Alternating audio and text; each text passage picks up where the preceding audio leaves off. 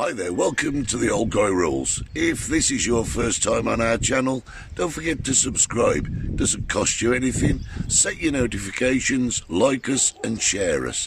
Today, we're in the town of Icod de la Vinas, and we're here to look at a natural phenomenon.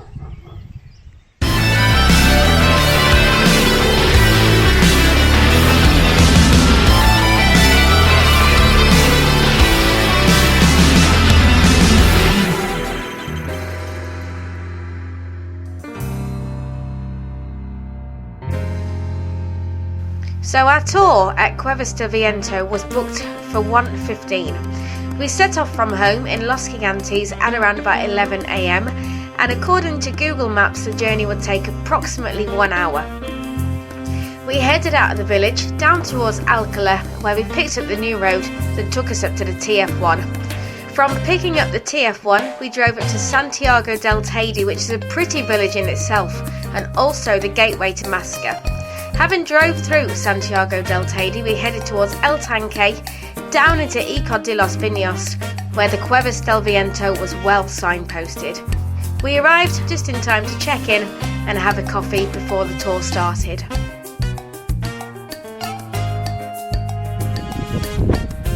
We eventually arrived at Cuevas del Viento, and it's not an easy place to find. We had to take full advantage of GPS, but when you actually get here, the little hamlet in which it's kind of contained is a beautiful place. It's well worth the visit just to look at the town. I have to say, being this high on the mountain does come with a certain chill factor. If you're considering visiting the Cuevas del Viento, make sure you've got a good over jacket and a good pair of shoes. The tour that we're on today is we have actually come to see the Cuevas del Viento, and they are natural lava caves. There is a visitor centre, and this is where you register for your tour. And in a short while we will be boarding these minibuses which will take us to the caves. As you arrive, there is a small cafe over the road, which is perfect if you're a little bit early.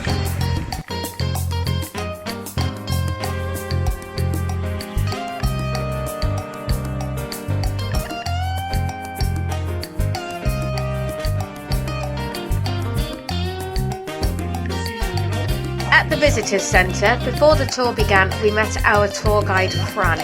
He was most informative. He showed us a video on all the different rock formations and the different types of lava we would see. We then had to grab our hard hats with the lights on before heading out on 2 minibuses where the tour would begin.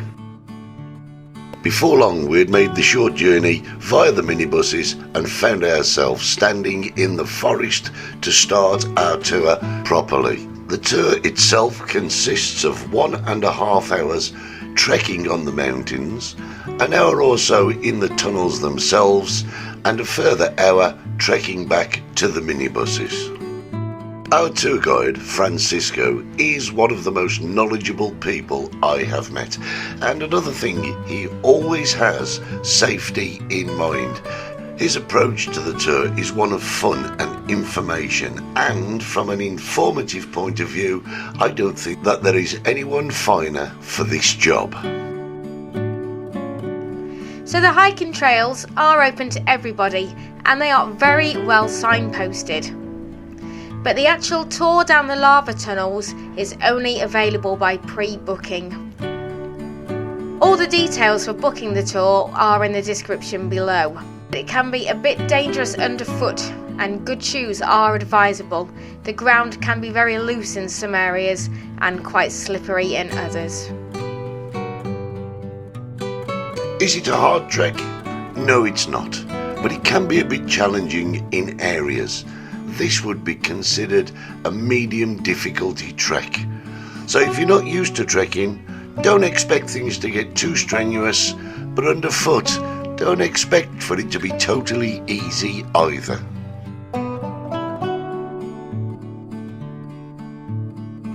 Eventually, after a pleasant and informative walk, We arrived at the entrance to the caves themselves.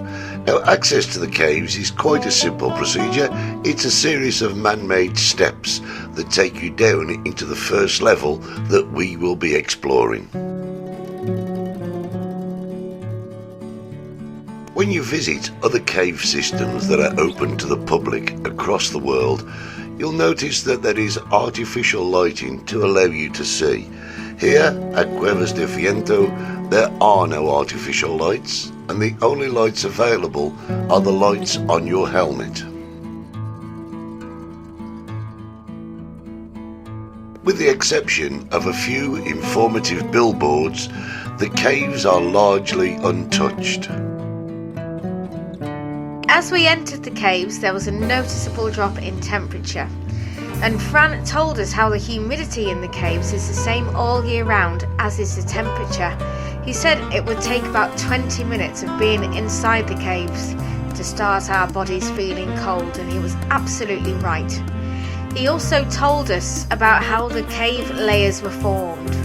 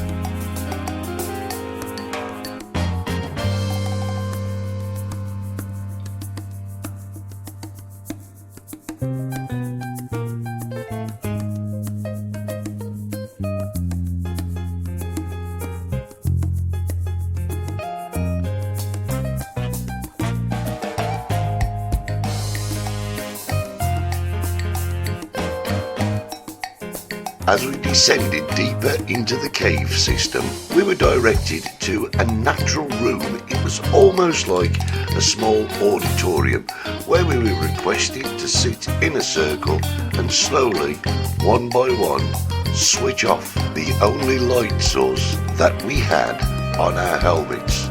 Eventually, there was just Francisco with his torch in the center of the room.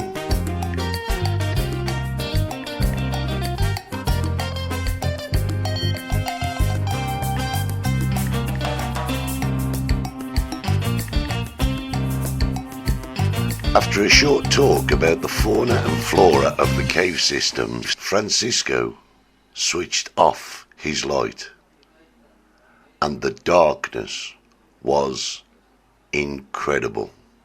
It was almost like a form of sensory deprivation. After a few minutes, which seemed like much longer, we were instructed to switch the lights back on our helmets, and we continued with the tour. After about 2.5 hours, the tour for us was rapidly coming to an end. But I have to say, it was a great way of spending a day discovering the Cuevas del Viento in Icod de los Vinas. For this excursion, you need to make sure that you've got your tickets 3 or 4 days in advance. And you need to get your reservation, and you can do that from www.cuevadelviento.net. It's also wise to note the backpacks are not allowed. The guided tours have a maximum of 16 visitors, and you must always be there 15 minutes before the tour is due to start. You must wear warm clothes and sensible shoes. You can get more information from 922-815339. Children under 5 are not permitted, and neither are people who are claustrophobic or have problems with knees or hips.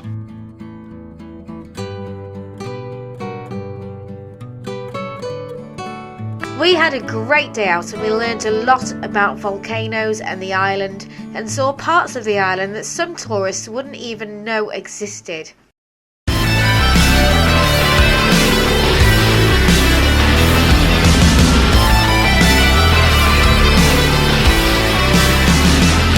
been watching The Old Guy Rules. I've been Eddie Hastings. And I've been Hollie Bourne. Don't forget to subscribe, like us, share us, set your notifications, and tell all of your friends. We'll see you the next time on The Old Guy Rules.